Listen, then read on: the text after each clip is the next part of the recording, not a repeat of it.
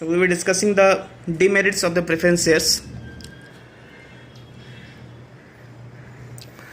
No tax saving.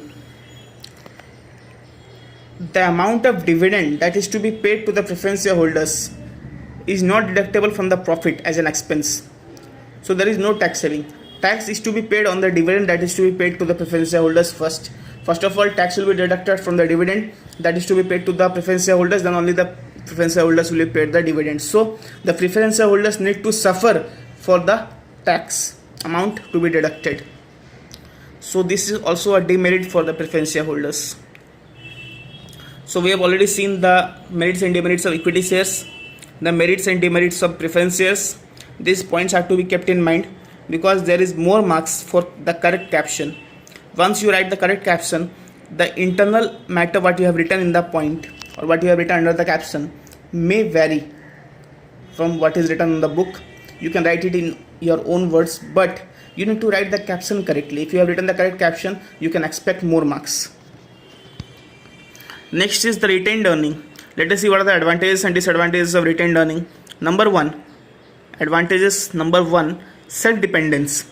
When the company can raise funds through retained earnings, so it is self-dependent. It is a symbol of self-dependence of the company. Since the company don't need to raise funds from outside, or the company doesn't need to depend upon the outside agency for meeting the financial needs of the company, and the company can become self-dependent. Next is economical.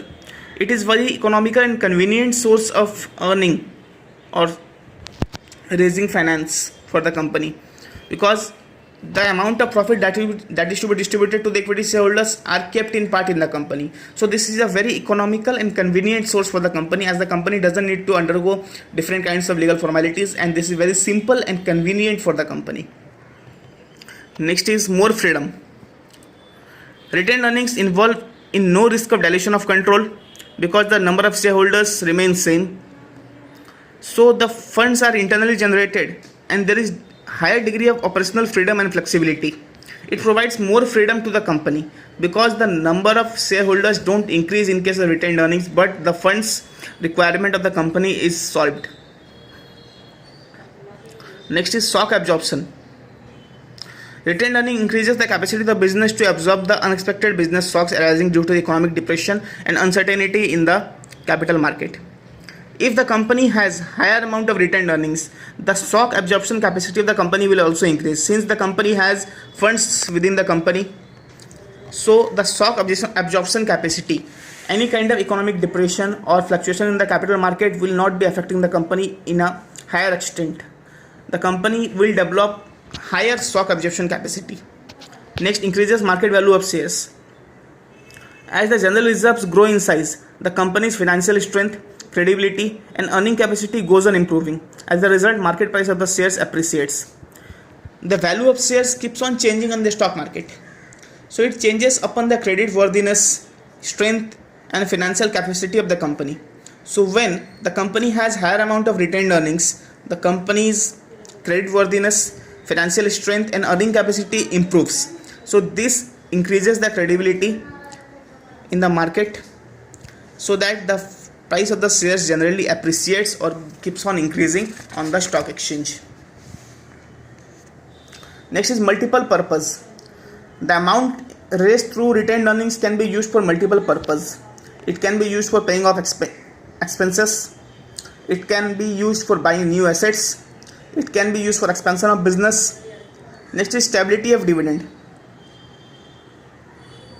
A company can also adopt the policy of stable dividend. The companies may also adopt that whatever amount of profit will be earned, out of that profit only this much percentage of profit will be distributed to the equity shareholders and rest will be kept as retained earnings in the business. So stability of dividend can be maintained by the company if the company has higher amount of retained earnings or the company has a policy of stable dividend policy and keeping more amount of retained earnings.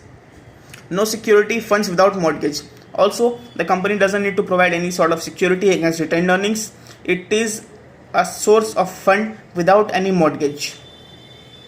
Next, let us see what are the disadvantages of retained earnings. Number one, dissatisfaction among the shareholders. Sometimes the shareholders may not be satisfied with the decision of the company to invest the funds from retained earnings, because they have invested the money in equity shares desiring higher amount of return. They have assumed more and more degree of risk to get more returns. But if the company doesn't pay higher amount of dividend to them and keeps on retained earning, this may create some sort of dissatisfaction among the shareholders. Next is uncertain. Since the profits of the business are fluctuating, so this is uncertain source. This year there might be no profit, and if there is no profit, the company will not be left with an option to raise fund through retained earnings. So this is uncertain source of fund. Next is ignore opportunity cost.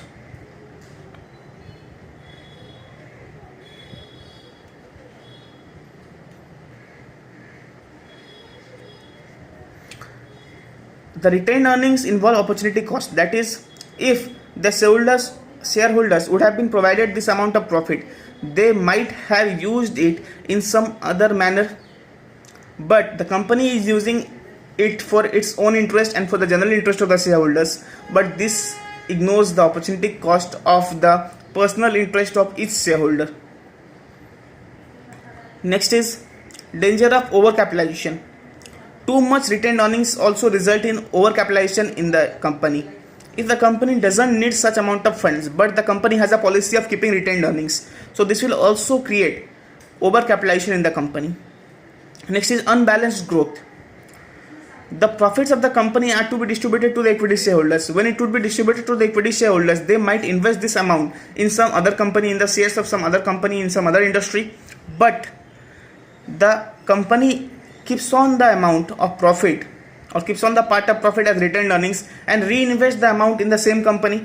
In this case, the balance of growth of different industries keeps on fluctuating, so the balance get disturbed, and this is resulting in the unbalanced growth of the industrial sector, because the amount of profit, if it would have been distributed to the equity shareholders, they might have invested it in some other industry, in some other company, but since there is retained earning in this company, all the amounts or the part of the amounts of the profit are kept back in the profit in the company, and the company is investing the amount again and again in its own sector. So this might result in unbalanced growth of the industrial sector. So these were the advantages and disadvantages of different sources of owned funds. In the next video, we'll see the sources of borrowed funds, and if you have any queries regarding this, you can text me or call me. And I want all of you to watch this video very properly and understand it in the correct manner. And if you have any queries, I repeat, if you have any queries, you can contact me freely. Also, this chapter and these topics are also very important for your upcoming unit test. So please watch these videos carefully and understand it correctly. And if you have any queries, you can text me or call me. Thank you very much, and bye.